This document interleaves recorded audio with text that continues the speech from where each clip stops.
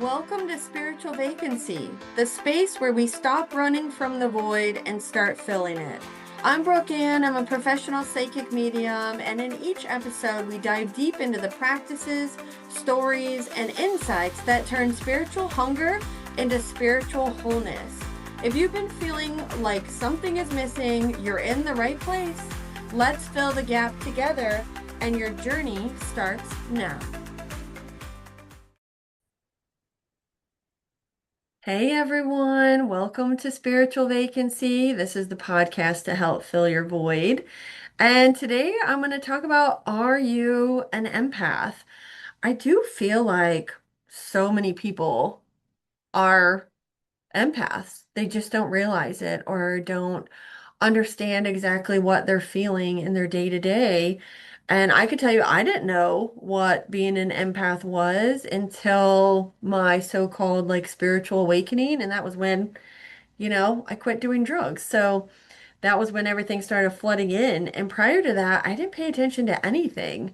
I always feel like I could like pick up on people whether I knew they were like sad or they were, super happy or there was something going on, even without them showing an expression. It was like I was tuning into their energy, knowing something good happened and they weren't sharing it, or even knowing something that they were going through, something bad was happening, or they were feeling a certain way. Or, being around a group of people and seeing the one person where it's like, I think that something is going on. And everybody else would be like, why? What do you notice? And it's like, I don't know, I just feel it. And they're like, oh, they're fine. Don't worry about it. And then come to find out, yeah, they did have stuff going on. They were just trying to hide it. But I think of being an empath is picking up on feelings that, aren't fully expressed or tapping into someone's energy not realizing it too, because you can pick up other people's emotions and feelings.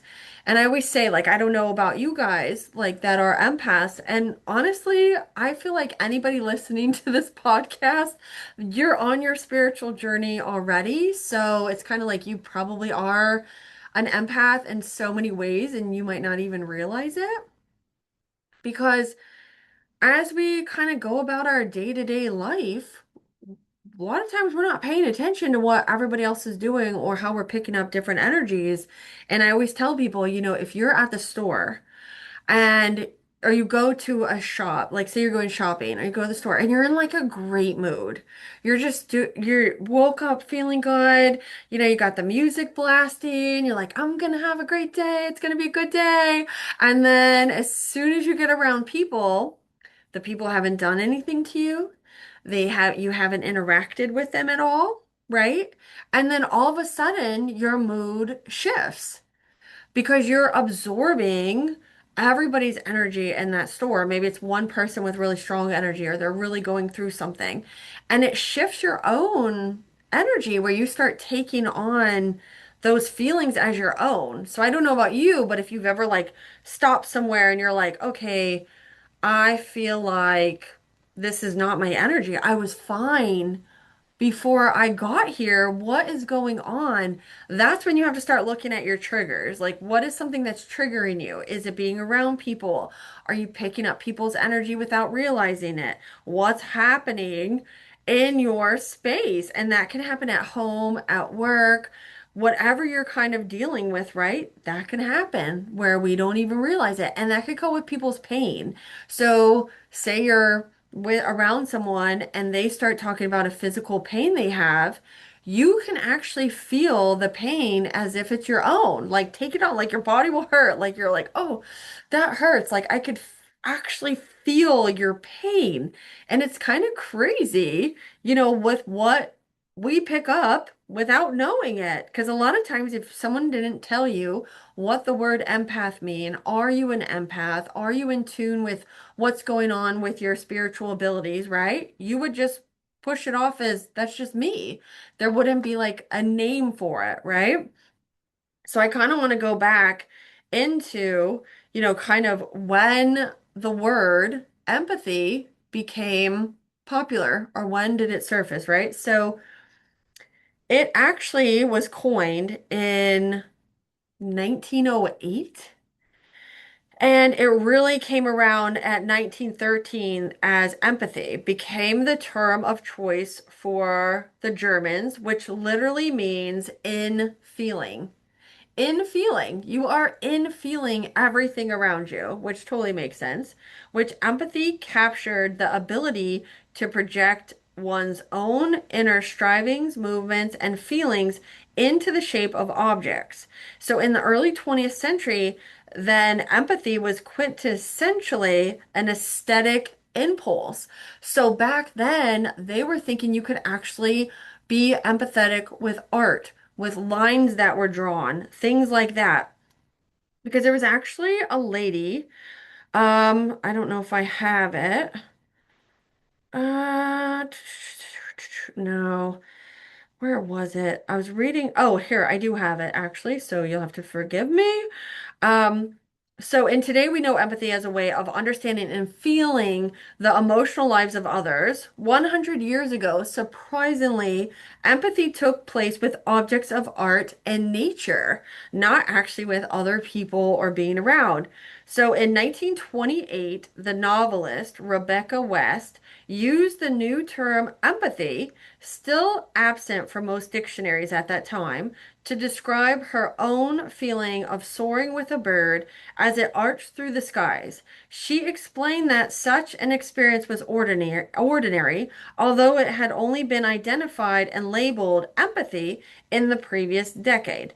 The English term empathy, in fact, was coined way back then, right? So it was actually 20 years because it came out in 1908 and in 1928 is when she wrote the book. But or wrote it with about art, right? But is that also, it puts it in a different perspective of when you're reading. So when you're reading, do you pick up the emotions? Can you sense what the characters are feeling in the book? Yeah, I think that's a sign of empathy as well. I think that's a sign of us trying to relate to someone else's issues or problems without fully understanding that we're taking it on. We're actually putting it on as our own, which could be very overwhelming. And it can cause anxiety. It can cause panic attacks. It can cause, sometimes people start hyperventilating when they're in public or like it feels like claustrophobic, right? Because of all of these energies coming in. So it's kind of like you have this huge sponge, right? You're this huge sponge in the middle of all these people out in this world, and you're absorbing all of their energy. And it could be good or bad. It could be negative feelings, positive feelings. I mean, it's both ends of the spectrum with this, where you're just feeling it all. Or if you get around somebody, you're like, oh my God, my leg hurts. And then you get in your car and you're all by yourself and the pain goes away. That's when you have to start paying attention to it. Like, I don't think this is my pain. I don't think this is me, right? And I didn't understand that from years ago, picking up on people's energies. Because as I look back, I'm like, at work, having a good day, and then all of a sudden I have a bad day. But then who are the customers that I was around that probably changed my mood and I didn't even realize it, right? And I remember a long time ago, I was waiting tables and this couple came in and they just looked sad. I didn't know why. I had no idea what, I'd never met them. That was the first time at the restaurant. And I made sure to compliment her shirt. I want her to know that I thought it was really nice, that she looked really nice. I loved her shirt. I was very polite to her and her husband. I just wanted to make their experience really good because they just looked defeated. And I didn't want to get personal. I didn't know what was going on. And they're like, the food's great, everything's good. And they get up to leave, and I go to give them a hug. Of course, we're huggers, right? If you know me, I'm getting a hug. So I go to hug them, and her husband hands me $100 bill. I mean, their meal is like 30 bucks. And I'm like, you already paid. And he goes, no, this is for you. And I'm like, what? I'm like, stop. I do not need to take that. And he's like, no. And he looks at me and he goes, she was just diagnosed with cancer this morning, and you have just brightened our day. Because we just got that bad news, and the way you have spoke to us and treated us, We just appreciate you. I started getting like emotional because I'm just like, oh my gosh. I had no idea at the time it was that extent. I don't even know these people. I just knew I need to be extra nice. I need to be extra gentle with whatever they got going on. And yeah, she just got diagnosed with cancer right before they came to lunch. And obviously Spirit doesn't make mistakes. They were supposed to come. They never been. I don't even remember why they chose the restaurant. I have no idea. I don't remember that part.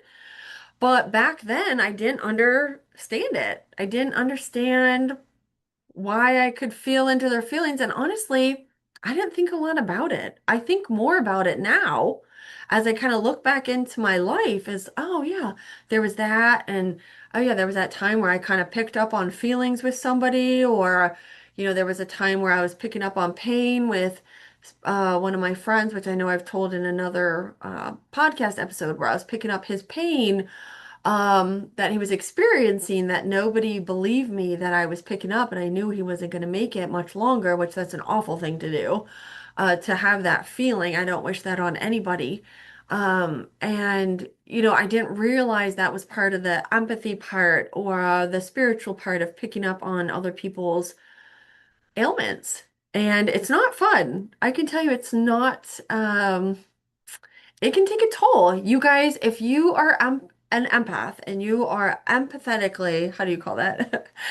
Not empathy picking up, but if you are picking up people's emotions empathetically, I think that's a word. I don't know. Don't quote me, okay? You can pick up their energy so much so that it's draining, where you just feel completely exhausted, but you didn't really do a whole lot. You just being around people. Like I feel like on an airplane, or on somewhere like somewhere that just has a lot of people in it. Like I know I can't do concerts. I don't like it. I don't like to be anywhere where there's like a lot of people, because to me it's overwhelming, and I can't in that type of situation push off everybody's energy, let alone everybody's loved ones too, right? So it's a lot. It's a lot to handle. It's a lot to deal with. It's overwhelming in a sense when you don't understand it, but I think way more people are empaths than we even know. The thing is, I don't understand people that don't em empathize. I can't talk today. Oh my gosh. I am so sorry. Whoever's listening to this, I can't re-record it, so I can't cut it. But I'm sorry for whoever's listening today, because I cannot speak. Oh my goodness. Probably because I've been speaking all day. Um, I don't understand how people don't feel emotions though, or when we're all crying at a movie and they're just sitting there and it's like, do you not feel that? And they're like, no. And I'm like, okay. I'm like a hot mess over here, crying my eyes out. And what I love too is my husband is a crier. So we will both sitting there and we'll be sitting looking at each other like, who's gonna cry first at a movie, or what's happening. It's so funny because I know Father's Day is coming up on Sunday. And the funny thing is that years ago, and I did not know this was going to be an incredibly sad movie. And I said, let's watch A Fault in Our Stars. And I knew it had come out recently. It was like a newer movie. And I said, let's watch that. That looks really good. I had no idea the premise of the movie, or that it was going to be so sad. My husband has never let me live that down. He goes, this was the saddest Father's Day I've ever had. We're sitting there crying on the couch, just devastated at the whole movie. And if you haven't seen it, be prepared for a lot of tears and a lot of emotions. And, that's part of being an empath, is even feeling the emotions of actors. And that's when they did a good job. I always say when there's a villain or there's somebody in a movie and you like either want to beat them up, or you want to cry for them, or you feel their pain, they did a good job because they are making you feel like it is real, right? So when you cry for others, that's a sign of being an empath. You feed off of others' energies. You worry about what other people think. Being an empath is major overthinkers of conversations that you had, replaying conversations that you can't even change, right? Like you can't go back and change it, but you'll be laying in bed worrying, did they take it the wrong way? Did I say that the right way?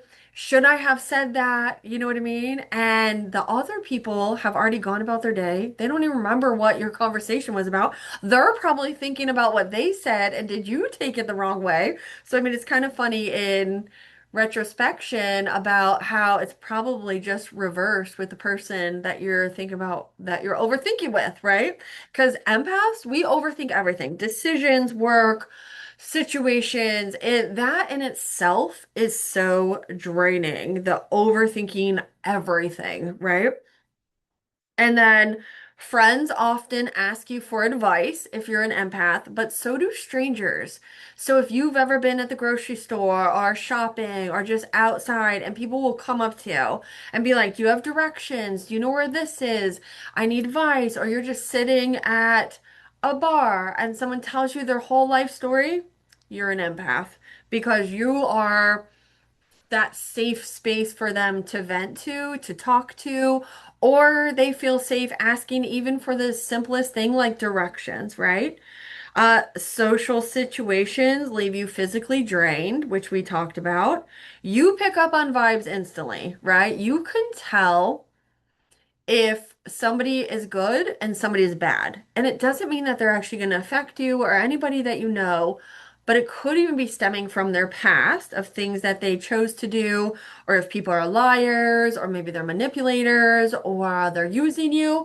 You can pick up on it before it's even shown. So you always want to put your guard up. But the bad thing about being an empath is you overthink your thoughts and decisions on what's correct and what isn't. And sometimes you do not trust your gut. And that is a bad thing about being an empath because then it comes back and you're like, I knew it.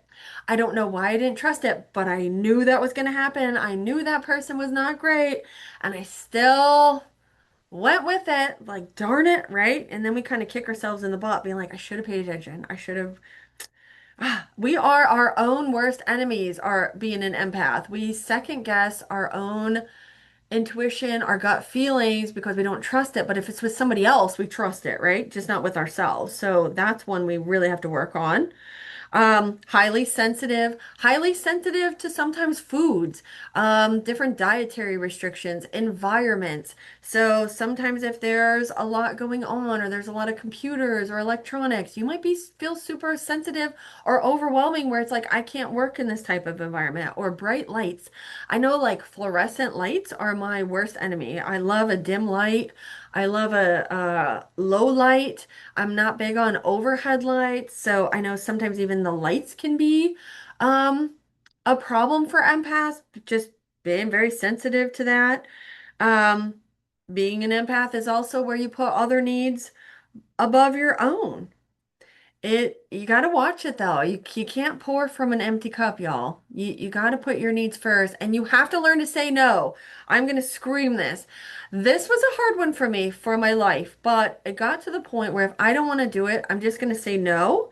And that is also not giving anybody any false hope or any false, I guess, like just thinking you're going to be there and this could be for an event, this could be for some, whatever it is that you really don't want to do, right? You're not making sure that someone's relying on you because you're already telling them, no, I don't want to do this. Find somebody else. Like, and it's okay to say no. But if we say yes, for me personally, I'm sure you guys are like this too, but if I say yes, I'm doing it. I do not cancel. I do not let anybody down. I mean, if I am canceling, you guys have to know I am on my deathbed because I don't cancel. I think I've canceled 2 sessions in 5 years of sessions, and one was my husband was going into surgery and I had to cancel my group. And the other one, I didn't have a voice. And I still told the lady, I will work, but I can't talk. I need to rest my voice. And so we actually rescheduled to the next day to let me just like sit with some hot tea and honey. But I still would have done it. I still would have done her session. I would not have canceled because I promised to be there. I'm going to show up when I say I'm going to be there. And I feel like that is part of being an empath. If you say you're going to do it, do it. But also, if you say no, mean it. Like, trust that it's okay to say no. Because that's really hard, because that goes feeling into other people's emotions of you're already anticipating their disappointment with you saying no, so you're just going to say yes. Because you don't want to cause any kind of hurt feelings or disappointment when really it's okay. Like, they will figure it out, I promise. We always do. Anybody that's ever told me no, I've been good. And I respect their decision. And I'm grateful that they're honest, right? I'm grateful that they were honest and didn't do it and didn't want to do it. Um, you're also a great listener, but that also goes back to people find you to dump on you, to tell you all their problems, and you don't even know them. You absorb your emotions. You prefer deep conversations over small talk. So you prefer diving deep instead of I'm fine, you're fine, okay, we're good, and then you might end it there because then it's just like, oh well, they're doing good, we're not going to get deep. But you actually prefer getting down into the nitty gritty. You might be the one that asks like all the questions. Like you might ask someone 100 questions about their life, and you haven't said anything about yourself. That's an empath because you really truly care about what the other person is going through and you forget about yourself. And that's part of don't forget to pour into your cup. Can't pour from an empty cup. Um, your emotions have made you physically ill. So this could be part of the anxiety and panic being around other people, feeling other people's emotions so deeply that it literally makes you feel sick, like you could throw up or vomit. That is a real thing. This is another one. You treat your pets like humans. This is so me. My dogs are my children. I love them immensely. I would do anything for my dogs. I talk to my dogs daily. I always make sure they're happy with what I'm doing. And, I wish they talked back because I would just love for them to be like, love you, mom. We appreciate you, all the stuff you do and buy for me. And I just love it, right? Like, I think animals are so innocent, so pure. Do some animals have issues? Yes. I don't know why they have issues. Obviously, not every animal is for us, and not everybody is an animal person. But I do believe if you are an animal person, you're automatically an empath. I already believe you're already connected into spirit in on maybe a whole different way. Because animals are just pure love. There's nothing wrong with animals, right? They just want to give love, and they get excited that you're there. They rely on you so much. You are their lifeline. You are the reason they eat and sleep and live a happy life is you. And it makes it so special, that bond. And even if they can't talk, it's like we know what they're saying. Like you just know. They're so funny. Dogs, cats. I think cats are like bitchier than dogs. I think cats are like the queen bee, man. Cats can be so catty. Uh, and with being an empath, you are a natural healer. So, whatever profession you do, you are always going to be in service of others. So, it's usually, estheticians, massage therapists, restaurant workers, obviously doctors, nurses, anything in any kind of medical field, personal trainers, real estate agents, anything where you have to like kind of take other people's emotions on, navigate it, and work with it, you're an empath. So that can be challenging sometimes for empaths, but I do believe, which I have not read this ever, but I do believe empaths, we are fixers. We try to fix everybody. Maybe not ourselves, like we'll be the last one to be fixed, but we always want to see the best, or we want to fix them, or fix them to be the best version of themselves, even when they don't want to be the best versions of ourselves. And I think that's something that we have to learn as a whole that we can only do so much and the rest is left up to them. So it's like we cannot fix everybody. And a lot of people don't want to be fixed. They're happy just the way they are. And our view on them should not change. We should not want to change anybody. They have to change on their own and when they're ready. Because you could tell somebody and try to fix them 10 years ago, and then fast forward to 10 years to today, they're a totally different person. And they did that all on their own. Because I'm telling you, when people don't want to be fixed, they don't hear what you say. they're not listening to anything. You give them any book, any advice, anything, and it's in one ear out the other. And I've been there, done that. Like that is so me. So I totally get it. If I'm not ready to hear it, I'm not absorbing it. I'm not listening to it until I'm ready. And then it's like it clicks. And like I'll think, oh wow, somebody told me that story, 5 years ago, and it didn't really click with me, and now it's really resonating. And I just never thought about it that way before. So, and then you feel everything deeply and you have a lot of highs and lows. So that goes with the feelings of, sad, happy, depressed, all this stuff. A lot of times being an empath, we go through a lot of emotional ups and downs, highs and lows, and we really can't control them. It can be difficult controlling the emotions and feelings that we feel that kind of take over our body. And sometimes if we don't release them or acknowledge them, they stick with us for a while. And they're not ours. So for some things, like if you feel overwhelmed, I always suggest just taking a shower, no matter what day it is. Or I'm sorry, no matter what day. Yeah, take a shower no matter what day, no matter what time of day it is. Get in the shower and imagine the water hitting your head and rinsing off anything that's not yours, watching it wash down the drain and just letting go of any feelings, emotions, junk, anything that you might have held onto for the day, any overthinking of thoughts. So if you're overthinking conversations or what happened during the day, jump in the shower and just let it go. Watch it run down that drain and release because it's not yours to carry. And even if you're overthinking it, what does that change? It's not changing the conversation you had. It's not changing the outcome. It's not changing any other parts in your day. The only thing it's changing is you. That's it. So that's part of it. So these are some strategies to help with picking up other people's emotions and navigating being an empath. You want to identify the triggers. Pay attention to exactly who or what situations trigger your emotional well-being. And mind you, that could be family. That could be being around family. That could be work. That could be large crowds. Like I said, I had to realize that trigger. I cannot go into a large crowd. If I am in a large crowd, I have to be seated and I have to be seated on an aisle so that way I can escape. I don't like being caught in the middle of anything, feeling everybody's emotions. I need to go. It's also where you need to establish physical and emotional boundaries.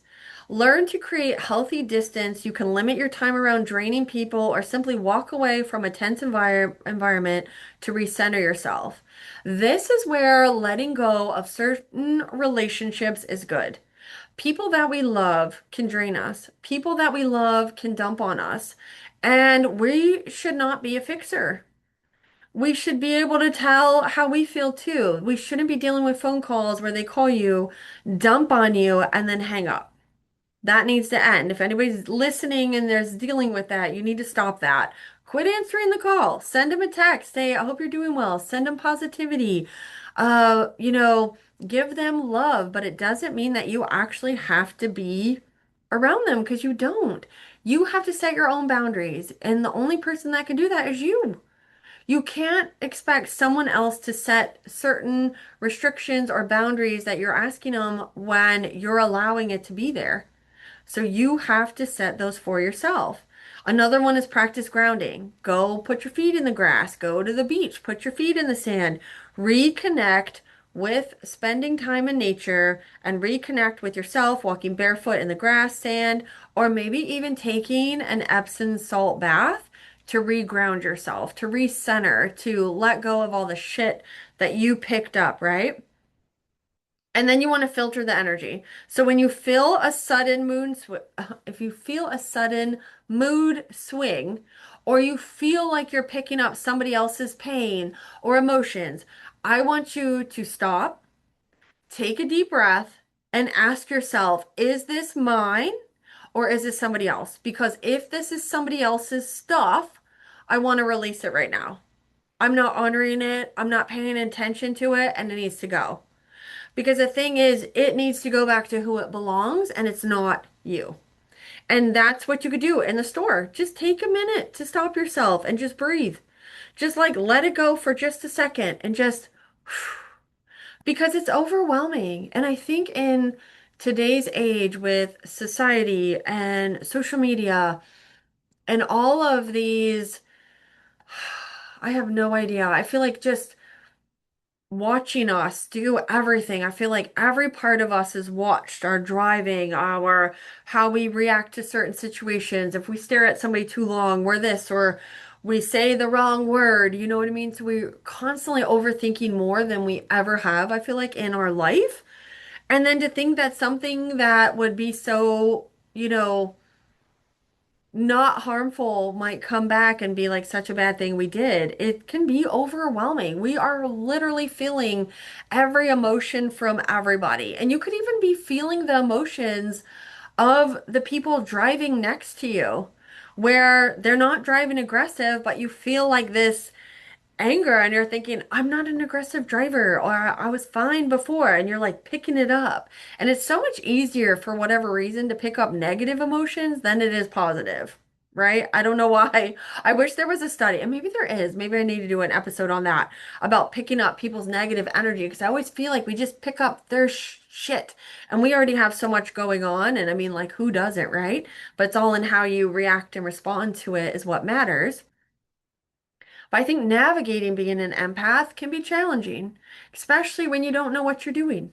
So hopefully some of these topics and these practices and what I'm saying today is going to help you in your journey because there are so many of us, like so many of us walking around in everyday world, and you think you're alone having your anxiety and panic attack when the person standing next to you wants to run out of the store and is having a panic attack and an anxiety attack right next to you. So we are not alone. We are everywhere. And the word, so I want to go back to the word empath gained massive mainstream popularity in the 2000s and 2010s, while the root word empathy has been around since obviously 1908. And it was the empath originated in 1956 sci-fi literature and was cemented in pop culture through Star Trek in the late 1960s.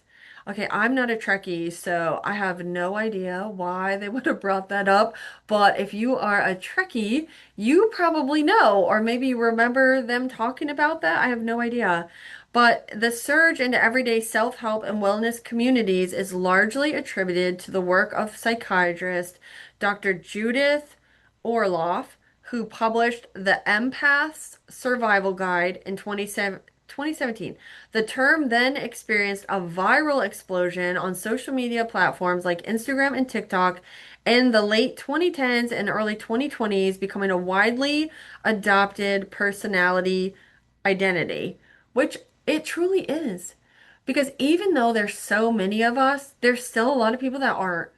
They can't relate. They have no idea what you're talking about when you have certain anxieties or feelings or overthinking. And I am so jealous of people that don't overthink or can just go about their day. Or I'll see people in a big concert crowd and I just want to run away because I could feel everybody's emotions. And they're just living their best life. And I'm like, I want to be that person. I can't though. Like, I've tried to stop it, and I just know myself and the triggers, and large crowds is one of them. And I'm actually flying home to California in August to see my mom and grandma. And I bought for the first time first class tickets because I don't think I'll be able to handle economy in today's world because people on planes are crazy. I have seen way too many videos where people have lost their freaking shit on an airplane because of their anxiety. You could tell they probably drank. The plane freaks them out. They don't know how to express it or how to control it or understand what's happening to them.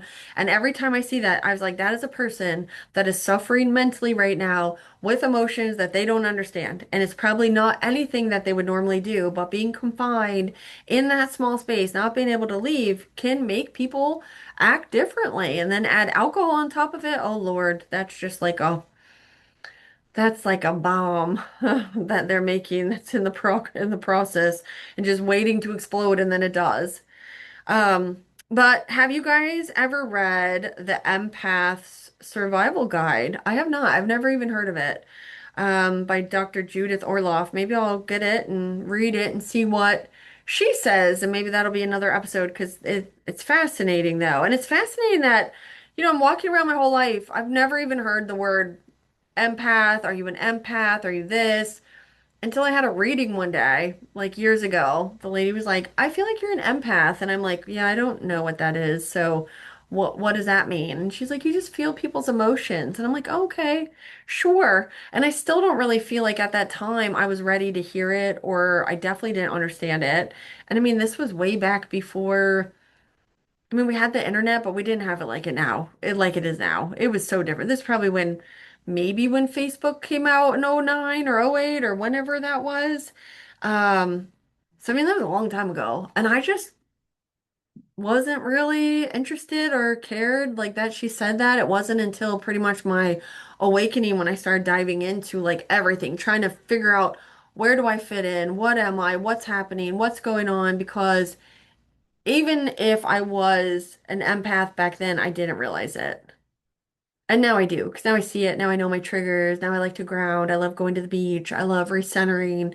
And I'll even do it in my house. Like, you don't have to be in nature to do it. It's the intention that you're doing it with. So, hopefully, this episode helped. Can you relate to anything I said?